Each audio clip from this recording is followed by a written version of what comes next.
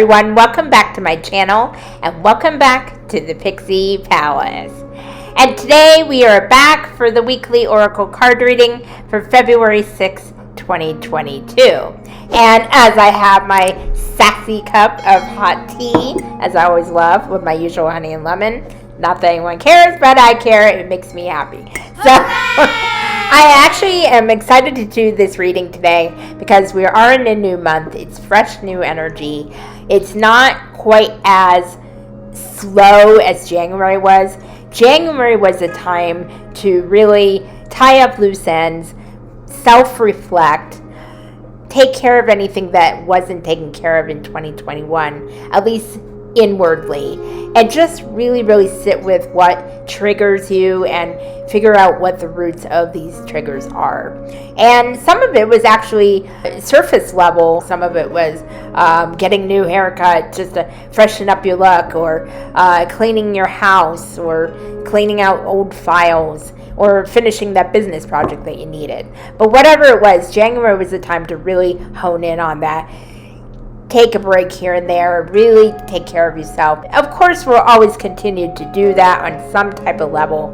The inner work is never really done. Once you transmute something and figure something out, there's always something else to work on. And that doesn't necessarily make it a bad thing. It helps you grow into the better version of yourself continually. So, having said that, we are going to go into this reading. By the time you see this, I'll be traveling, hopefully settling into my destination right now. It'll be interesting since I'll be flying, so hopefully there will be no delays or anything like that. But I'm sure when I return, I'll be doing a video about all the lovely adventures at the airport, because that can be a story in its own. But I wanted to make sure you guys had some readings, even when I am away, so that way you guys have something to help direct you each week. So as we get into it, we're going to do a one card draw from the usual card deck, Oracle of the Fairies by Karen K. And as always, in case you haven't noticed already, in the description below, I always have a link to this deck in case you want to buy it yourself or maybe gift it to someone who would appreciate it. It's on Amazon, so go ahead. It's not an affiliate link or anything like that. It's just something that I wanted to provide to you guys in case you wanted a link to buy it. So let's get into it. I already shuffled them a little bit, but I'm going to shuffle more now as I clumsily hold it. I'm a little today. I've been really busy. I've been vacuuming. I've been cleaning. It's only a week before I leave, so it's kind of crunch time right now. So I'm kind of everywhere, but I'm feeling good today. That's why I wanted to do these readings when I'm in a good high vibe energy. I've tried to do these readings before when I'm low energy and it just doesn't work well. So anyway, enough of my yammering. Let's see what the universe has to say. Oh, that's beautiful. Okay, and as usual, I'll have the screenshot. Purity. Always trust in the purity of your heart. Look inside your heart, and within it, you will find the answer to your question. This card really points to a question a lot of us have to ask ourselves one time or another in our life.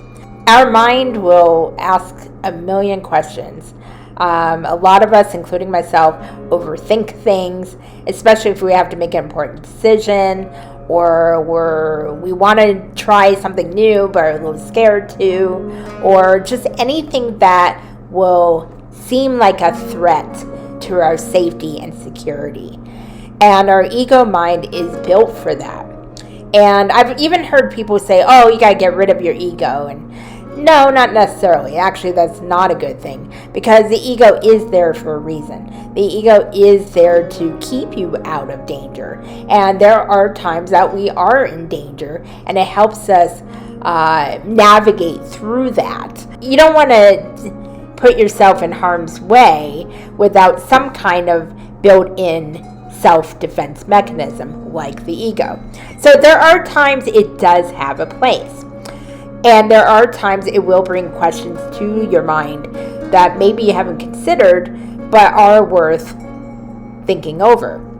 However, a lot of us have that part of the ego where we allow it to take over. We don't listen to our hearts. We don't listen to our intuition. We just think, we hear the self-negative talk or the what if, and oh, don't do that because that will be a bad experience, or don't go down there because you'll get hurt, or why would you do that? You're not good enough. And that's when the ego becomes destructive. And that's when, unfortunately, a lot of us allow that to happen. That's not yelling at you or anything like that. I mean, we all do it. I have that problem. That's part of the human condition. It's just because we've gone through the experiences we've gone through that brought us to that point, or we've been socially conditioned in the society to think that we're not good enough if we don't do something on social media or buy something to keep up with the Joneses and blah, blah, blah. And that's where we need to tap into our heart space a little bit more. We need to see the purity of our hearts. Because a lot of the time when we're making a decision, we already made up our minds with our heart. It's just our mind will go into overdrive and ask us a million questions, then kind of hem and haw and go back and forth. Oh, well, what if this? What if, if I make this decision, I'm going to hurt this person. If I make that decision, then I'm not going to do well, and blah, blah, blah, and just to name a couple examples. And then we keep going back and forth, and not all of us do this, but a lot of us do. And it gets to the point that we don't listen to our own intuition or our hearts about a certain situation, or about the energy of a certain person, or whether to help or whether to stay out of it. And a lot of the time when we don't listen to our hearts, we really miss out on a lot. It could be just simple saying hello to somebody and striking up a friendship, and not listening to your heart and knowing that, hey, I want to do that, and listening to your mind, oh, you have nothing to offer that person. Then you stay away and you miss out on the friendship of a lifetime. So that's just a quick little example. I know it's not the best, but it gives you an idea. And you're just being asked to really tap more into your intuition and your heart space. You can be the most flawed person in the world and still have a pure heart. There's this saying that I use a lot.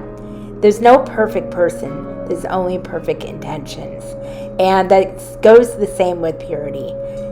Nobody is perfect, and none of us will ever be perfect, even if we strive to. Even if the mainstream media said, you will be perfect once you have this. You will be perfect once you achieve this. And we have so much of that in this world, and so much that's causing anxiety and sadness and depression through a lot of our collective. And it's time for that to stop. It is time to really tap into ourselves and know that we are enough. You are enough just by being. You don't have to have that fancy thing. You don't have to have that lifestyle you think you want because you're trying to keep up with everyone else. You don't need to keep up with anyone. Always look in your heart. Yes, your mind is needed to make practical decisions. Of course, it has a role. However, when that's all we tap into, the only thing we listen to, we miss out on so much, and we miss out on our own self-worth. So the next time you have a decision or something you're hemming and hawing about, ask yourself why. But don't ask in your mind, ask in your heart. Listen to your intuition. Feel it in your body. Does your body tense up when you think about a decision you have to make, or the decision you are going to make? How do you feel when you pick the other choice? Does your body relax? Does your body feel more resonant with it? I know it's not always easy, and believe me, I have a couple decisions I'm working on right now that are not easy. But when we don't listen to our hearts, we don't listen to ourselves, the one person we're going to be with until the end of this life path, we deprive ourselves of being the best version we can be. So always, always trust your heart, trust your intuition, and trust the process. Wow. Okay, well, I guess that is the message for this week. Whew, wow, I got a little verklempt there. Wow. Yeah, just keep that in mind, whether you have a big decision or a small decision. Just try practicing using it that way. Practice asking your heart first. Your mind and your heart can work together. It takes time to figure that out sometimes, and I am a very hard-spaced person. So sometimes I have the opposite problem. Sometimes I have to remember, wait a minute, what's the practicality? But the balance is super important. We are here to have experiences. We're here to make mistakes, learn from them. We're here to enjoy life. Really step out in faith, take chances. But we're also supposed to remember who we are, love ourselves, and really know that we do have value in this world, regardless of any outside forces, regardless of what they tell us. When you know it inside, that's when the magic happens.